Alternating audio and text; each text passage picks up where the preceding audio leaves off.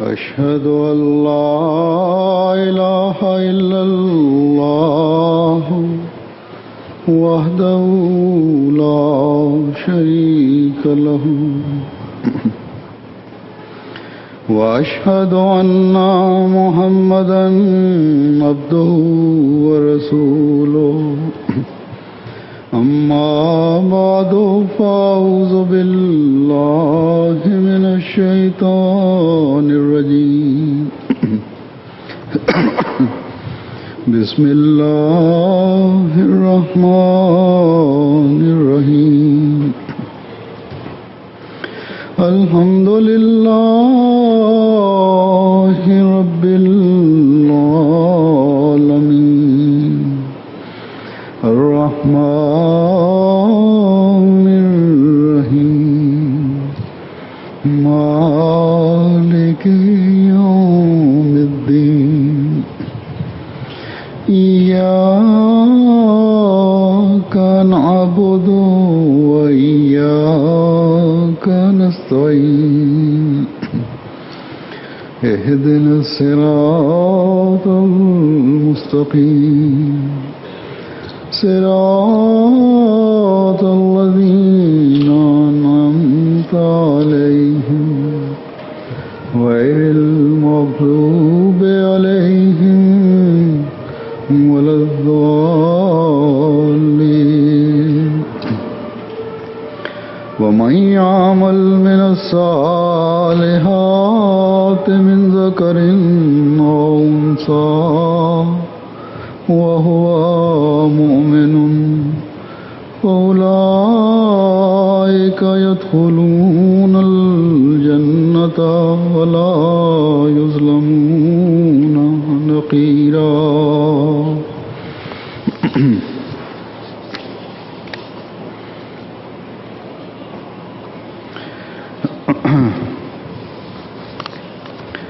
اس آیت کا ترجمہ جو میں نے تلاوت کی ہے یہ ہے کہ اور مردوں میں سے یا عورتوں میں سے جو نیک اعمال بجا لائے اور وہ مومن ہو تو یہی وہ لوگ ہیں جو جنت میں داخل ہوں گے اور وہ کھجور کی گٹھلی کے سوراخ کے برابر بھی ظلم نہیں کیے جائیں گے.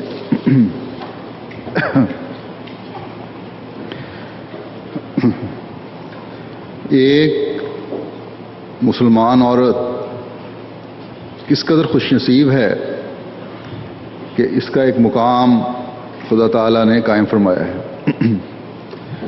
جب اللہ تعالیٰ مومنوں کو ایمان میں مضبوطی اور نیک اعمال بجا لانے پر انعام کا مستحق ٹھہراتا ہے تو یہ نہیں کہتا کہ عورت کو یہ جزا نہیں ملے گی،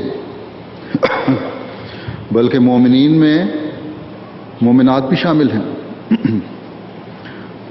بعض جگہ نیک اعمال کے ذکر میں مومنین کے ساتھ مومنات کا ذکر بھی کر دیا، بیان بھی کر دیا اللہ تعالیٰ نے خود، اور کہیں ذکرین و انسا یعنی مرد یا عورت کہہ کر واضح فرما دیا تاکہ کسی قسم کا ابہام نہ رہے.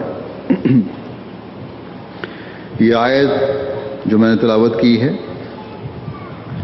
اس میں واضح کر دیا کہ مومن صرف مرد ہی نہیں کہلاتا بلکہ عورت بھی مومن ہے، اور اس لحاظ سے دونوں برابر ہیں.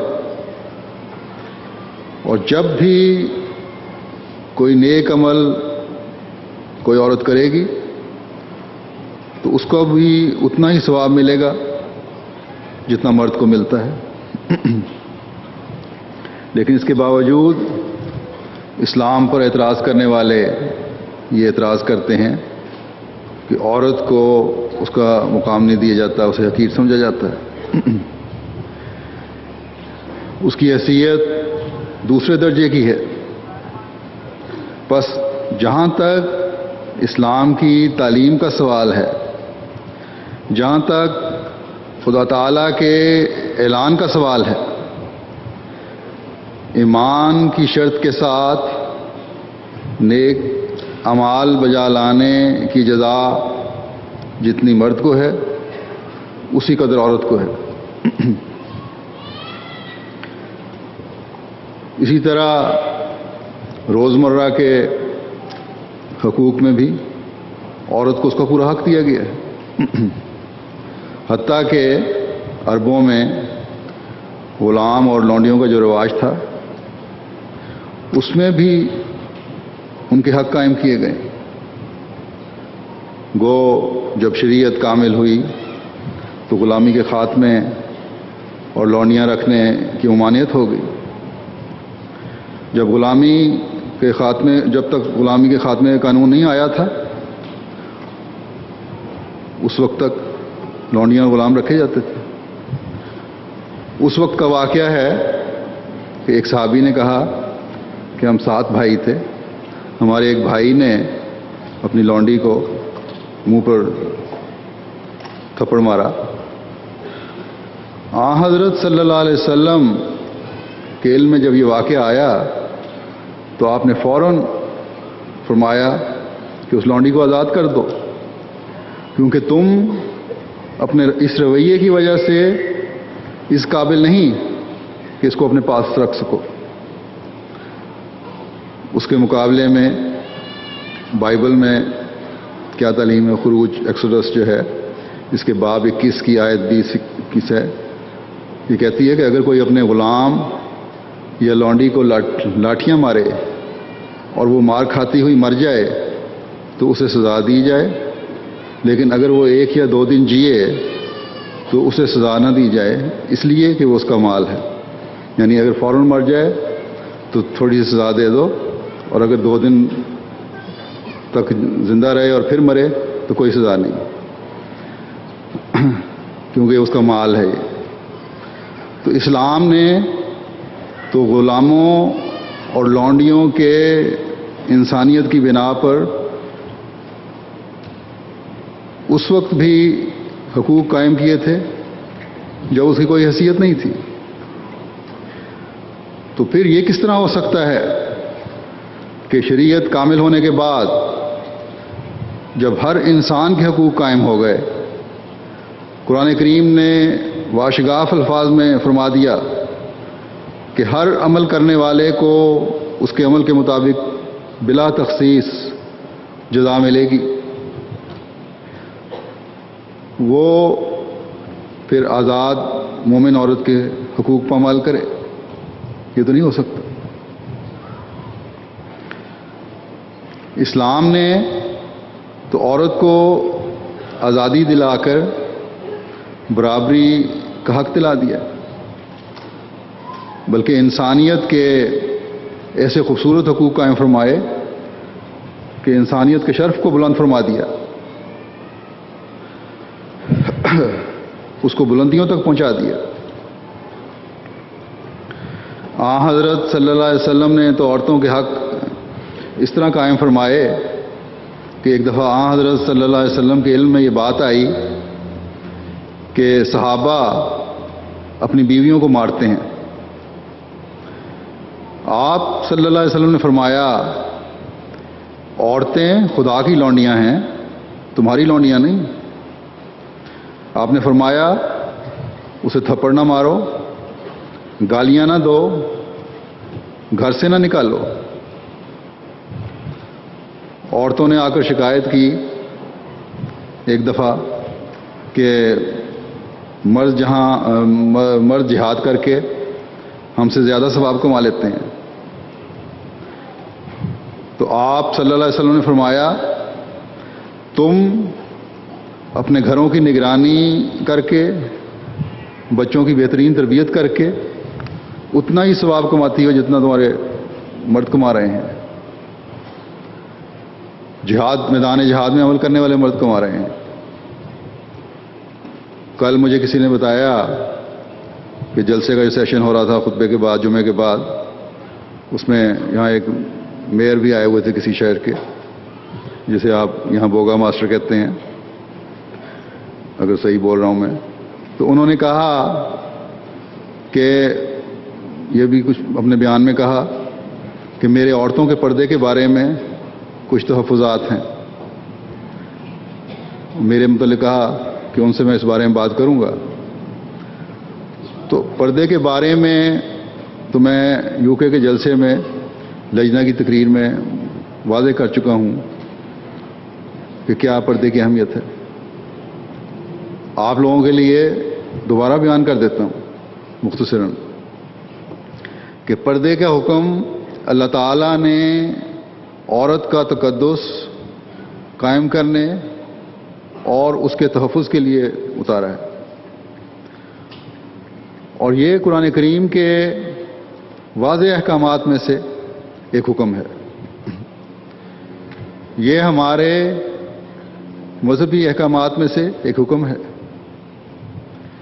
ایک عورت، ایک لڑکی جب اس کی اٹھان ایسے ماحول میں ہوئی ہو جو اللہ تعالیٰ کے احکامات کو اپنے لیے باعث برکت سمجھتی ہو اور اس کو اپنے دینی فرائض میں سے سمجھتے ہوئے ادا کرتی ہو حکم کو، تو کسی کو حق نہیں پہنچتا کہ اس پر قانوناً پابندی لگائے. میں نے بیان کیا تھا کہ ہماری ایک واقفہ نو بچی نے اس کے ایک دفعہ اخبار میں اس کے خلاف لکھا کہ تم میری مذہبی آزادی کو ختم کرنے کی کوشش کر رہے ہو.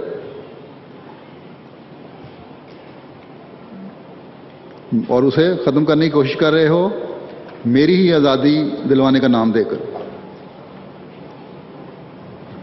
بس یہاں پلنے بڑھنے والی لڑکیوں سے میں کہتا ہوں کہ یہ دیکھیں کہ اس بے پردگی سے بے پردہ رہنے والوں کو، جن کو اپنے روشن دماغ ہونے کا بڑا زوم ہے، سوائے عارضی اور وقتی عیاشی کے کیا ملا ہے. ان کے اندر جا کر ان سے پوچھیں کہ کیا اس سب آزادی سے آپ کو ذہنی سکون میسر آ گیا ہے؟ جبکہ اللہ تعالیٰ کا یہ دعویٰ ہے اور ہمارا یہ تجربہ ہے کہ الا بذکر اللہ تطمئن القلوب، کہ خدا کی عبادت اور اس کے ذکر میں ہی اطمینان قلب ہے، دل کا اطمینان ہے. بس ان لوگوں کی باتوں سے کبھی کوئی نوجوان بچی خوفزدہ نہ ہو، نہ ہی کسی قسم کی شرم کی ضرورت ہے. قرآن کریم ایک کامل کتاب ہے اور اس کا ہر حکم فطرت کے عین مطابق ہے،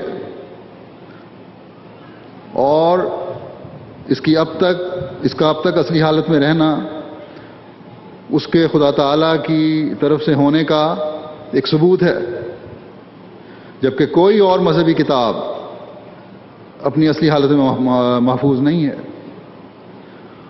اور انسانوں کی دستبرد سے محفوظ نہیں ہے. بس قرآن ہی ایک ایسی کتاب ہے جو آج ہر انسان کے لیے راہ نجات ہے، اور اس کی تعلیم عظیم الشان تعلیم ہے. عورتوں اور مردوں کے لیے یکساں احکامات ہیں. اگر بظاہر کوئی فرق کسی حکم میں نظر آتا ہے تو غور کرنے سے پتہ چلتا ہے کہ یہ فرق نہیں، بلکہ اس پر غور کر کے اس کو سمجھنے کی ضرورت ہے. اور یہ حکم اس فطرت کے عین مطابق ہے جو خدا تعالیٰ نے مرد اور عورت کی بنائی ہے. جیسا کہ میں نے شروع میں بتایا تھا کہ مرد اور عورت کے لیے برابری کا درجہ اور اس کا اعلان خدا تعالیٰ نے خود نیکیوں کے کرنے پر ایک جیسے ثواب کی صورت میں فرمایا ہے. اسلام کا خدا تو وہ خدا ہے جو رحمان ہونے کی وجہ سے اپنی رحمانیت کے بھی عظیم تر جلوے دکھاتا ہے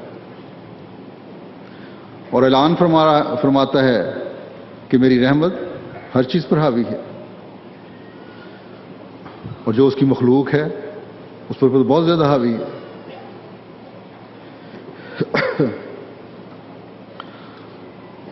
اور اس رحمت سے جس طرح مرد حصہ لے رہا ہے اسی طرح عورت بھی حصہ لے رہی ہے. لیکن کیونکہ اس کا جزا سزا کا قانون بھی ہے، وہ بھی ساتھ ساتھ چل رہا ہے، اس لیے اس نے نیکی بدی کی تخصیص کر کے، تمیز بیان کر کے اوامر اور نواہی کے بارے میں ہمیں آگاہ کیا ہے، کرنے اور نہ کرنے والی باتوں کے بارے میں ہمیں بتایا ہے، ان کی نشاندہی فرمائی ہے، اور ایک مومن کے فرائض کی بھی نشاندہی فرمائی ہے. اللہ تعالیٰ نے ہمیں اگر ایمان میں مضبوطی کا حکم فرمایا اور اس کے نتیجے میں فضلوں کا ذکر ہے، تو مردوں کے لیے بھی وہی انعامات ہیں جو عورت کے لیے ہیں. ہاں، جہاں عورت کی فطری کمزوری اس کے آڑے آتی ہے یہ بتا کر کہ یہ کمزوریاں ہیں، اس وجہ سے یہ کام عورت کر ہی نہیں سکتی، اس کو بتا دیا کہ تم نہیں کر سکتی. لیکن جو کام عورت کر سکتی ہے وہ بھی واضح کر دیا کہ وہ مرد نہیں کر سکتے. جو برداشت اور صبر اور حوصلہ عورت میں ہے وہ مرد میں نہیں ہے. ایک تقسیم کار کی گئی ہے. اگر مرد گھر سے باہر کے معاملات کا نگران اور ذمہ دار بنایا گیا ہے تو عورت کو گھر کا نگران بنایا گیا ہے. دنیا کا نظام بھی تقسیم کار کی وجہ سے چل رہا ہے، اور جہاں تقسیم کار پر عمل نہ کیا جائے وہاں فساد پیدا ہو جاتا ہے. دنیاوی نظام میں تو اکثر جگہ عورتوں کو مردوں جتنا کام لینے کے باوجود اجرت مردوں سے کم دی جاتی ہے. اور یہ صورتحال صرف غریب ملکوں میں نہیں ہے، غیر ترقی یافتہ ملکوں میں نہیں ہے، بلکہ ترقی یافتہ ملکوں میں بھی یہی کچھ ہے، اور اس کے خلاف آوازیں بلند ہوتی رہتی ہیں. جبکہ اللہ تعالیٰ کے نظام میں نیکیوں اور عمل صالح کا برابر بدلہ ہے. لیکن ساتھ ہی اللہ تعالیٰ نے مومن کی یہ نشانی بھی بتائی ہے کہ وہ اللہ تعالیٰ سے بہت محبت کرے، بہت محبت کرنے والا ہو. جیسا کہ ایک جگہ فرماتا ہے والذین آمنوا اشد حبا للہ، کہ مومن سب سے زیادہ اللہ سے ہی محبت کرتا ہے. بس اپنی محبت کو اللہ تعالیٰ سے بڑھانے کی کوشش کرنی چاہیے اگر حقیقی مومن کے انعامات کا حقدار بننا ہے. لیکن اگر اللہ تعالیٰ کے احکامات کو اس لیے نہیں بجا لا رہی کہ لوگ ہمارا مذاق اڑاتے ہیں، پردے اس لیے اتر رہے ہیں کہ لوگ ہمیں گھورتے ہیں یا تنگ کرتے ہیں، تو پھر یہ نہ ہی اللہ تعالیٰ کی خشیت ہے اور نہ ہی اس کا خوف ہے، نہ اللہ تعالیٰ سے محبت ہے. اگر بعض فیشن آپ اس لیے کر رہی ہیں کہ یہاں کا معاشرہ یہ پسند کرتا ہے کہ گٹنگے کوٹ جو ہیں گھٹنوں سے اونچے اونچے کوٹ پہن لیے یا تنگ کوٹ پہن لیے جس سے اس کا کوئی فائدہ نہیں، اس سے بے پردگی ہوتی ہے اور اس سے آپ کے جسموں کی نمائش ہو رہی ہے، تو یہ ایمان کی کمزوری ہے اور یہ اللہ تعالیٰ سے محبت میں کمی ہے. اللہ تعالیٰ تو اپنے بندے کو ہر نیکی کے بدلے میں 10 گنا بلکہ اس سے بھی زیادہ ثواب پہنچانا چاہتا ہے، اور ہم دنیا کے خوف یا دنیا کی محبت کی وجہ سے اللہ تعالیٰ کے احکامات نہ بجا لا کر اس ثواب سے محروم ہو رہے ہیں. اور اگر یہ صورتحال ہے تو پھر دیکھیں یہ کس قدر گھاٹے کا سودا ہے. بس اگر جائزہ لیں تو انسان ہی ہے جو اللہ تعالیٰ کے احکامات کا انکار کر کے ان اجروں سے محروم ہو رہا ہے جو خدا تعالیٰ ہمیں دینا چاہتا ہے. اور مغربی سوچ کے زیر اثر یہ سب کچھ ہو رہا ہے. بس اس بات پر غور سے سوچیں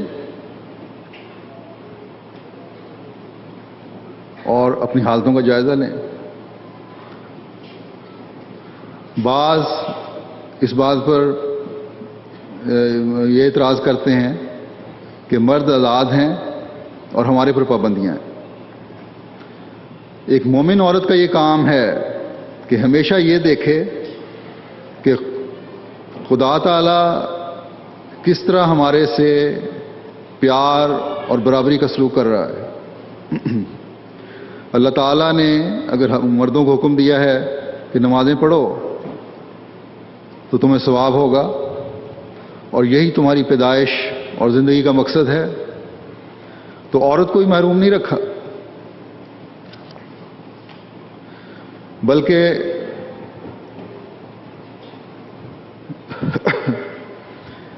اتنا ہی اجر دے کر اس کی، اور پھر اس کے باوجود اس کے علاوہ اس کی بعض مجبوریوں کی وجہ سے اس کو بعض قسم کی چھوٹ بھی مہیا کی ہے.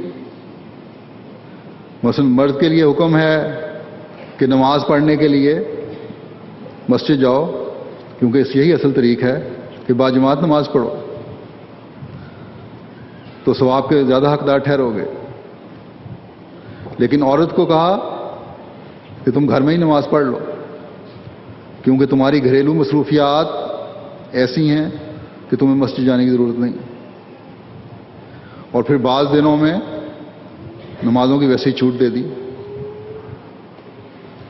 روزہ رکھنے کا حکم ہے تو جس طرح مردوں کو ہے اسی طرح عورتوں کو بھی ہے. جو مردوں کو ثواب ملے گا وہی عورتوں کو ثواب ملے گا. بلکہ بعض دنوں میں اور بچوں کو دودھ پلانے کے دنوں میں روزہ نہ رکھنے کی اجازت ہے تاکہ کمزوری نہ ہو جائے. زکوٰۃ دینے کا حکم ہے تو مرد کے لیے بھی ویسا ہی حکم ہے جیسا عورت کے لیے، اور دونوں کو ایک جیسا ثواب ہے. صدقہ خیرات کے لیے اگر عورت کے پاس رقم نہیں تو ایک دفعہ ایک عورت نے آگے آن وسلم سے پوچھا صلی اللہ علیہ وسلم سے کہ میرے پاس رقم نہیں ہوتی تو کیا میں اپنے خامند کی رقم لے کر دے دیا کروں؟ آپ نے اس کی اجازت دی. اگر تمہارے پاس صدقے کے لیے رقم نہیں ہے تو مرد کی رقم نکال لو، ثواب تمہیں ہو جائے گا. حج کا حکم ہے تو جیسا مردوں کو اس کا ثواب ہے ویسا ہی عورتوں کو اس کا ثواب ہے. اخلاق حسنہ کے بجا لانے کا جیسا مردوں کو حکم ہے اور اس کا ثواب ہے ویسا ہی عورتوں کو اس کا ثواب ہے.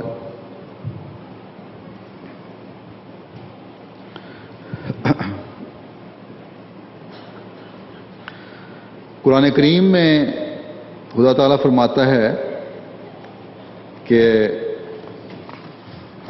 ان المسلمین والمسلمات والمومنین والمومنات والقانتین والقانتات والصادقین والصادقات والصابرین والصابرات والخاشعین والخاشعات والمتصدقین والمتصدقات والصائمین والصائمات والحافظین فروجہم والحافظات والذاکرین اللہ کثیرا وذاکرات اعد اللہ لہم مغفرۃ واجرا عظیما.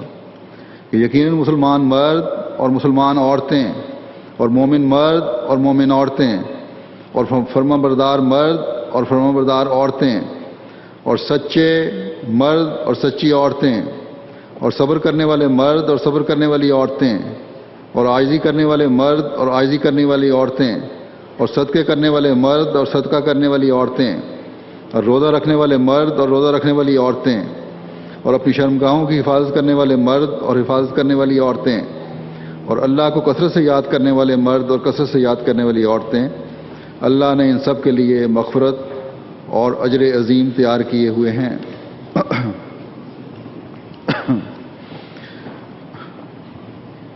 اللہ تعالیٰ نے قرآن کریم میں مختلف جگہوں پر اخلاق حسنہ کا ذکر فرمایا ہے۔ بعض نیکیوں کو اختیار کرنے کا حکم دیا ہے اور بعض برائیوں کو چھوڑنے کا حکم دیا ہے، اور اس کا ثواب جس طرح مردوں کو ہے اسی طرح عورتوں کو ہے۔ اس آیت میں بھی اللہ تعالیٰ نے مسلمان مردوں اور عورتوں کی بعض خصوصیات کا ذکر کیا ہے۔ مسلمان اور مومن کے لفظ کا علیحدہ استعمال اس لیے کیا ہے کہ اسلمنا کے بعد پھر ایمان میں ترقی کی منزلیں طے ہوتی ہیں۔ بس ایک احمدی عورت کا کام ہے کہ ایمان میں ترقی کی طرف قدم بڑھائے اور اللہ تعالیٰ کے انعامات کی وارث بنے، اللہ تعالیٰ کے فضلوں سے حصہ لینے کے لیے ایمان میں ترقی کے لیے فرمانبرداری شرط ہے، اور فرمانبرداری یہ ہے کہ خدا تعالیٰ کے حکموں پر کامل شرح صدر کے ساتھ عمل کرنے کی کوشش ہو، اور ان لوگوں میں شامل ہوں جن کے متعلق قرآن فرماتا ہے والذین اذا ذکروا بآیات ربہم لم یخروا علیہا صما وعمیانا، اور وہ لوگ جب ان کے رب کی آیات انہیں یاد دلائی جاتی ہیں تو ان سے بہروں اور اندھوں کا معاملہ نہیں کرتے۔ بس جب آپ نے اس زمانے کے امام کو مان کر اس کی بیعت میں شامل ہو کر یہ اعلان کر دیا ہے کہ ہم مسیح مہدی کو ماننے والے ہیں، تو پھر سچائی کا تقاضا یہ ہے کہ کامل فرمانبرداری دکھائیں، اللہ تعالیٰ کے جو احکامات ہیں ان پر عمل کریں، ہر چھوٹے سے چھوٹے حکم کو بھی بہت اہم سمجھیں۔ اللہ تعالیٰ کا یہ وعدہ ہے کہ اگر کامل فرمانبرداری دکھاؤ گے تو تمہارے درجے بلند ہوں گے، اور وہ کامیابیاں دیکھیں گے وہ لوگ جو فرمانبرداری دکھانے والے ہوں گے۔ اللہ تعالیٰ فرماتا ہے کہ وَمَن یُطِعِ اللَّهَ وَرَسُولَهُ وَیَخْشَ اللَّهَ وَیَتَّقْهُ فَأُولَٰئِکَ هُمُ الْفَائِزُونَ،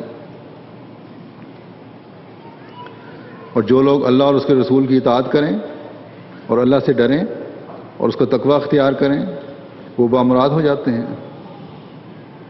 بس ایک احمدی عورت اور لڑکی کے دل میں بامرادی کا تصور یہ ہونا چاہیے کہ نیکیوں میں آگے بڑھنا ہے، نہ کہ دنیا داری میں اپنے پڑھ کر اپنے تقدس کو ضائع کر دینا ہے، نہیں، بلکہ اپنے تقدس کو ہمیشہ قائم رکھنا ہے۔ یہ سوچنا ہے کہ ہم اللہ تعالیٰ کا قرب کس طرح پا سکتی ہیں۔ جیسا کہ میں نے پہلے بھی ذکر کیا کہ جن لوگوں کو آپ آزاد سمجھتی ہیں اور بڑی خوش باش نظر آتی ہیں وہ ان میں سے بعض، بلکہ اکثریت جو بے چین ہیں وہ تو ہماری طرف اس طرح سے شامل ہو ہی رہی ہیں، ان کے اندر بے چینیوں کے پہاڑ کھڑے ہیں، کیونکہ یہ ظاہری خوشی ان کو نظر آ رہی ہے۔ سکون کی تلاش میں کوئی کسی نشے کا سہارا لے رہا ہے، کوئی شراب کا سہارا لیتی ہے، کوئی کلبوں میں ناچ گانے میں سکون تلاش کرتی ہے یا کوشش کرتی ہے سکون تلاش کرنے کی، کوئی مردوں سے دوستیوں میں اپنی عزت اور عصمت کی پرواہ نہیں کرتی، لیکن پھر بھی ان کی بے چینیاں کم نہیں ہوئیں، جبکہ اللہ تعالیٰ نے ان بے چینیوں کو دور کرنے کے لیے اپنے ذکر اور اپنی اطاعت کی طرف توجہ دلائی ہے، اور اعلان فرمایا ہے کہ اگر تم صحیح رنگ میں فرمانبرداری اختیار کرو گے تو تم فائزون میں شمار ہوگے، بامراد ہوگے۔ یہ دنیا تو ایک ابتلا کا گھر ہے، اس کے امتحانوں سے جب انسان کامیاب گزرتا ہے تب بھی کامیابی کی صحیح منزلوں کو پاتا ہے۔ سچائی کی طرف پھر توجہ دلائی۔ سچائی کیا ہے؟ حق بات کا اظہار اور لغویات سے پرہیز۔ کوئی بھی کام جب لڑکیاں اپنے ماں باپ سے چھپ کر رہی ہیں اس خوف سے کہ اگر ماں باپ کو پتہ چل گیا تو ناراض ہوں گے، ہمارے گھر والوں کی بدنامی ہوگی، معاشرے میں اسے برا سمجھا جائے گا، ہمارے مستقبل پر اس کا اثر پڑے گا،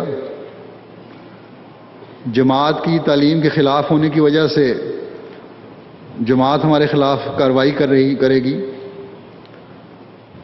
تو ایسی باتیں لغویات بھی ہیں اور جھوٹ بھی ہیں، کیونکہ جب ان باتوں کو اگر کسی نے کیا ہے جس کے وہ نتائج نکل سکتے ہیں جن کا میں نے ابھی ذکر کیا ہے، تو پھر انہیں چھپانے کی کوشش ہوگی اور یہ پردہ ڈالنے کے لیے جھوٹ کا سہارا لینا پڑے گا۔ پھر سچائی کو اس طرح بھی چھپایا جاتا ہے کہ اپنی یا اپنے کسی عزیز کی غلطی کو جو نظام جماعت کے سامنے آ جائے جھوٹی گواہی دے کر ختم کرنے کی کوشش کی جاتی ہے۔ بعض دفعہ ایک دوسرے کے خلاف غلط الزامات لگا کر نظام جماعت کے سامنے یا میرے سامنے پیش کیا جاتا ہے۔ تو اللہ تعالیٰ فرماتا ہے کہ ایک مومن کی یہ نشانی ہے کہ اس کا ہر قول و فعل سچائی کا نمونہ ہو۔ صبر بھی ایک بہت بڑا خلق ہے، یہ ذاتی طور پر تکلیفوں پر بھی ہے اور جماعتی تکلیفوں پر بھی ہے۔ اللہ تعالیٰ کے فضل سے جماعتی معاملات میں تو صبر کے نمونے ہر مرد اور عورت نے بہت دکھائے ہیں اور ثابت قدمی سے کا اظہار کیا ہے، انتہائی ثابت قدمی کا مظاہرہ کیا ہے، اپنی جانیں تک قربان کی ہیں۔ لیکن ذاتی معاملات آ جائیں تو اکثر صبر کے دامن چھوٹ جاتے ہیں۔ اللہ تعالیٰ فرماتا ہے کہ صبر کے اعلیٰ نمونے دکھاؤ۔ بہت سی بدمزگیاں ہیں اور لڑائیاں ہیں جو معاشرے میں بے صبری کے نتیجے میں پیدا ہوتی ہیں۔ پھر ایک خلق ہے عاجزی، اور عاجزی دکھانا بھی ایک مومن مرد اور عورت کے لیے بڑی اہم بات ہے۔ کہنے کو تو کہہ دیا جاتا ہے کہ میں تو بہت عاجز ہوں، بہت عاجز انسان ہوں، بس آپ کی ذرا نوازی ہے کہ آپ نے مجھے اس قابل سمجھا۔ تو جب تعریف ہو رہی ہو اس وقت تو یہ الفاظ ادا کر دیے جاتے ہیں، لیکن یہ عاجزی نہیں ہے۔ عاجزی وہ ہے کہ اپنی مرضی کے خلاف بات ہو، اپنی عزت پر حرف آتا ہو، اور پھر انسان خدا تعالیٰ کی خاطر یہ سب کچھ برداشت کرے۔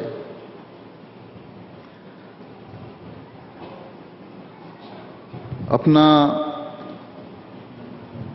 علم ہوتے ہوئے بھی یہ جانتے ہوئے کہ میں نے یہ سب کچھ پڑھا ہوا ہے اور میرا اس میں علم ہے، دوسرے سے علم کی وجہ سے تکبر کا اظہار نہ کرے، یہ عاجزی ہے۔ اپنی دولت ہوتے ہوئے بھی اپنے سے کم یا غریب سے عزت سے ملے، یہ عاجزی ہے۔ اپنی دولت کا اظہار فخر کے رنگ میں نہ کرے۔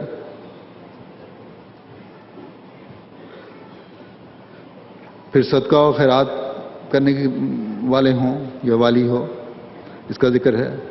روزہ رکھنے والے اور والی کا ذکر ہے، یعنی خدا تعالیٰ کی رضا کی خاطر عبادات بجا لانے والے اور والیاں اور عبادات بجانے والیاں،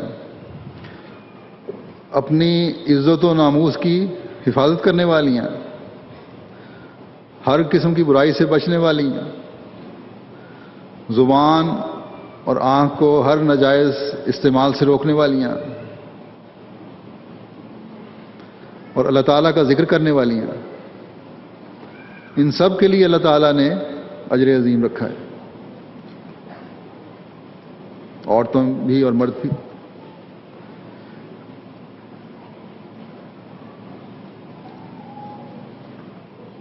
ہر ایک جو ان نیکیوں کو انجام دے گا اس کا بہترین اجر ملے گا اسے، اللہ تعالیٰ نے وعدہ فرمایا۔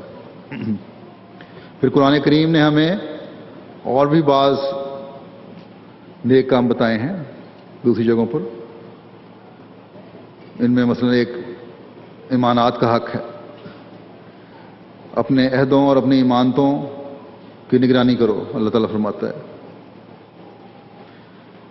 ایک احمدی مرد اور عورت کہ یہ بھی ایک بہت بڑی ذمہ داری ہے کہ جب ہم عہد بیعت میں شامل ہوتے ہیں اور یہ عہد کرتے ہیں کہ دین کو دنیا پر مقدم رکھوں گی، تو یہ جائزہ لیں کہ کیا ہمارے دل بھی حقیقت میں اس کے گواہ ہیں؟ دین کو دنیا پر مقدم ایک عورت نے صرف اپنے لیے نہیں رکھنا، بلکہ جن بچوں کی تربیت کی ذمہ داری اس پر عائد ہوتی ہے، اگر ان کی تربیت کا حق ادا نہیں کر رہی تو اپنے عہد کا پاس نہیں کر رہی۔ اسی طرح ایمانتوں کی حفاظت ہے، اللہ تعالیٰ نے ان کی ادائیگی کی طرف بھی توجہ دلائی ہے۔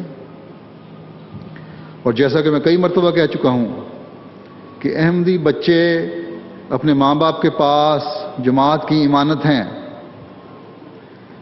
چاہے کوئی بچہ وقف نو ہے یا نہیں۔ وقف نو بچے کو تو خاص طور پر جماعت کی خدمت کے لیے تیار کرنا ہی ہے، ان کے ذہنوں میں بچپن سے ڈالنا ہی ہے کہ تم نے جماعت کا خادم بننا ہے۔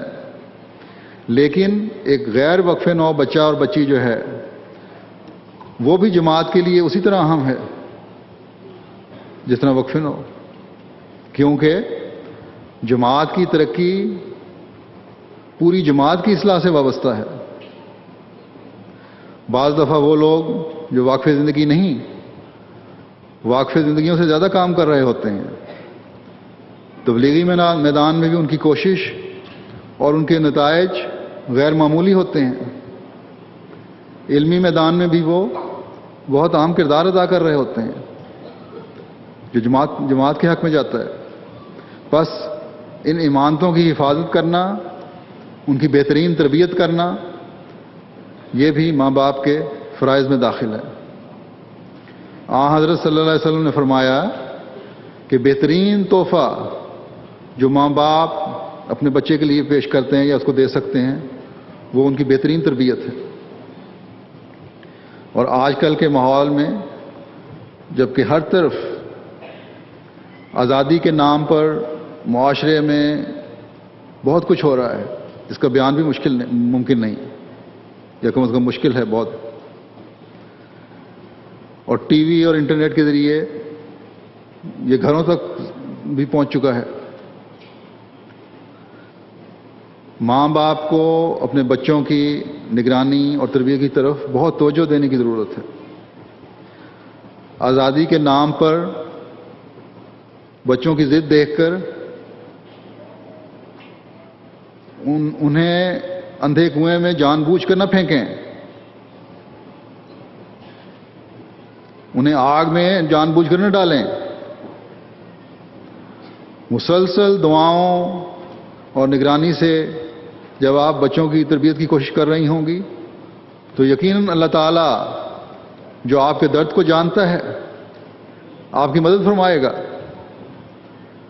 اس ضمن میں میں یہ بھی کہوں گا کہ مغربی ممالک میں مائیں اپنی مصروفیتوں کے بہانے کر کے اپنے بچوں کو قرآن کریم پڑھانے کے لیے غیر جماعت کاریوں کے پاس بھیج دیتی ہیں۔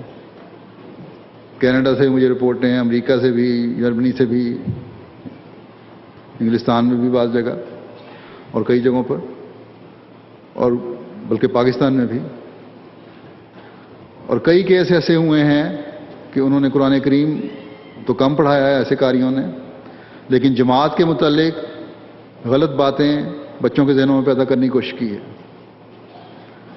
اب جبکہ جماعت کی ویب سائٹس پر الاسلام پر بھی قرآن کریم کے صحت تلفظ کے پروگرام ہیں، MTA پر بھی پروگرام آتے ہیں، ان کو ریکارڈ کر خود سکھائیں، اور MTA والے ہر ملک کے لحاظ سے وقت کے اندازہ کر کے ان پروگراموں کو دوبارہ نئے سرے سے شروع کریں، تاکہ کوئی بہانہ نہ رہے کہ ہم سکھا نہیں سکتے۔ یہ پہلی تو آپ کی ذمہ داری ہے ماؤں کی کہ خود سکھائیں، سیکھیں بھی اور سکھائیں بھی۔ سندات آپ نے آج وصول کر لی قرآن کریم پڑھانے والیوں کی، تو ان سے اب آگے اور پڑھانے والیاں پیدا ہوتی چلی جانی چاہیے، بلکہ ہر عورت، ہر ماں جو ہے وہ پڑھانے والی ہو قرآن کریم صحت تلفظ کے ساتھ۔ بس ہم میں سے ہر ایک نے ان ایمانتوں کو سنبھالنا ہے جو ہمارے سپرد کی گئی ہیں، جنہوں نے پھر آئندہ جماعت کے لیے مفید وجود بننا ہے۔ یہ حق ادا کرنے والے ایمانتوں کا حق ادا کرنے والے احمدی مرد اور عورتیں ہوں گی تو اللہ تعالیٰ کے ہاں اجر پانے والے بھی ہوں گے۔ لیکن کیونکہ حدیث کے مطابق گھر کی نگرانی عورت کے سپرد کی گئی ہے، اس لیے اس کا زیادہ فرض ہے۔ قرآن کریم نے جو یہ دعا سکھائی ہے کہ ربنا ہب لنا من ازواجنا وذریاتنا قرۃ اعین وجعلنا للمتقین اماما،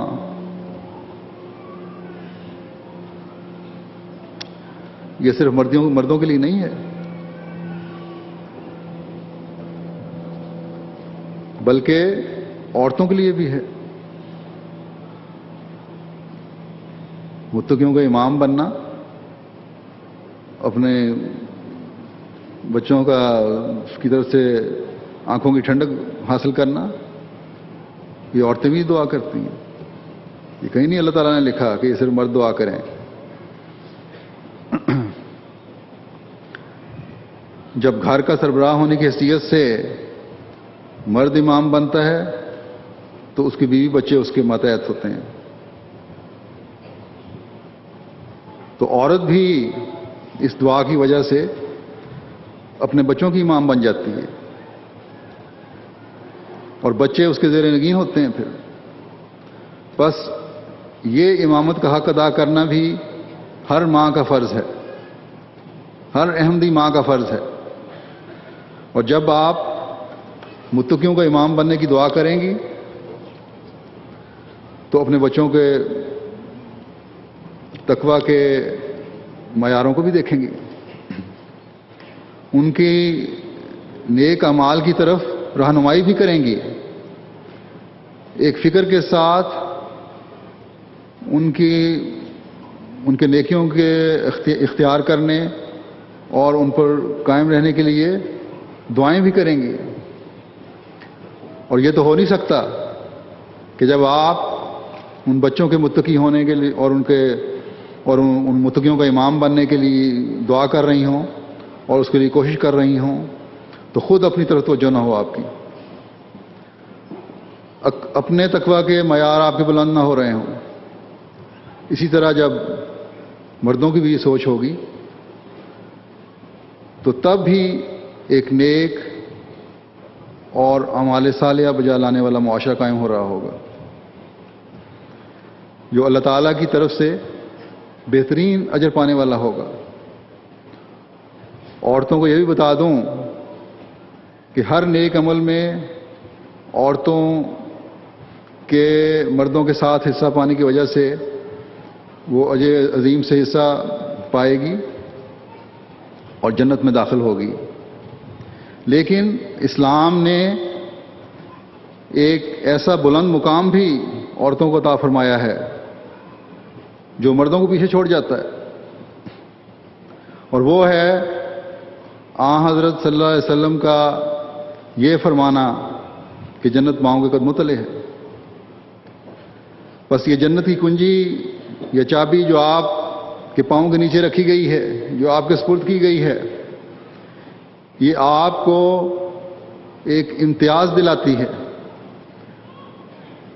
اس کا استعمال کر کے اپنے لیے بھی جنت کے دروازے کھولیں اور اپنی اولاد کے لیے بھی جنت کے دروازے کھولیں. یہ جنت کی چابی اس لیے آپ کو ملی ہے کہ ایک نئی نسل کی آپ تربیت گاہ ہیں.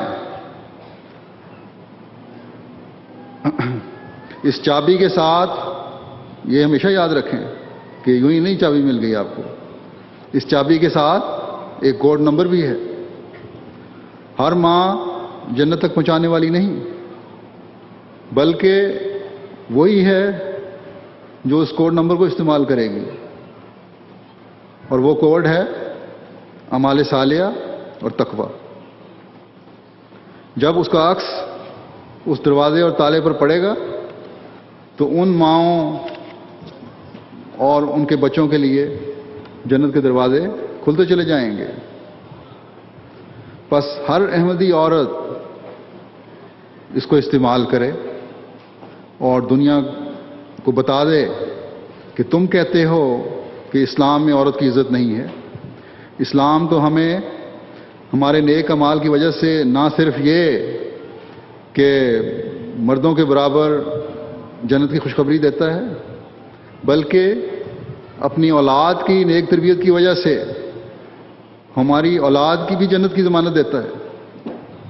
اور ہمارے مرنے کے بعد ہر وہ نیک عمل جو ہماری اولاد ہماری نیک تربیت کی وجہ سے کرتی ہے، وہ جہاں اس اولاد کے حق میں ثواب حاصل کرنے والی ہوتی ہے،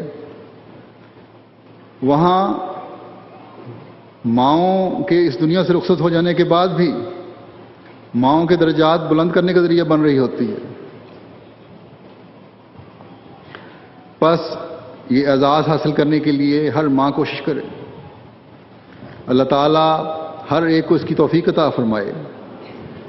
نوجوان بچیوں کو پھر میں کہتا ہوں کہ اپنے مقام کو سمجھو، اپنے تقدس کا خیال رکھو. اس ملک میں آ کر اللہ تعالیٰ نے آپ کو جو سہولتیں اور آسانیاں مہیا فرمائی ہیں، انہیں اپنی ذاتی عارضی تسکین کا ذریعہ نہ بناؤ، بلکہ جماعت کے مفاد کے لیے استعمال کرو. انٹرنیٹ کو لغویات اور فضولیات کے لیے استعمال کرنے کے بجائے احمدیت کا پیغام پہنچانے کے لیے استعمال کرو. اس سے غیر اور نامحرم لڑکوں سے رابطے کے بجائے دین سیکھنے کے لیے استعمال کرو. میرے ایک جائزے سے یہ بات بھی سامنے آئی ہے کہ جن گھروں میں ماں باپ کا آپس کا محبت اور پیار کا سلوک نہیں ہے، ان کے بچے زیادہ باہر جا کر سکون تلاش کرتے ہیں.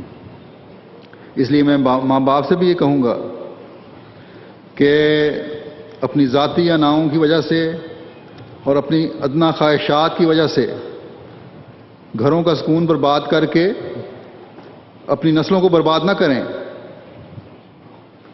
اور حقیقی طور پر متقیوں کا امام بننے اور اپنی امانتوں کا حق ادا کرنے والے بننے کی کوشش کریں، اور اپنے عہد کا اور وعدے کو پورا کریں جو حضرت مسیح موعود علیہ السلام کی بیعت میں آ کر آپ نے کیا ہے. اللہ تعالیٰ سب کو اس کی توفیق عطا فرمائے. دعا کر لیں.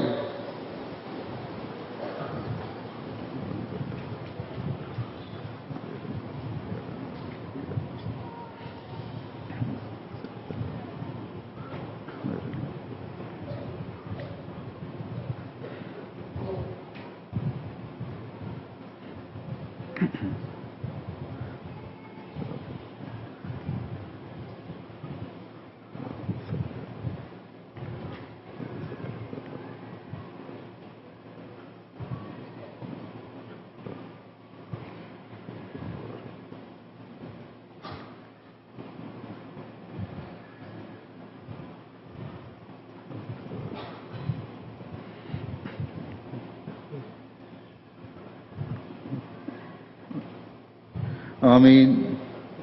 السلام علیکم ورحمۃ اللہ.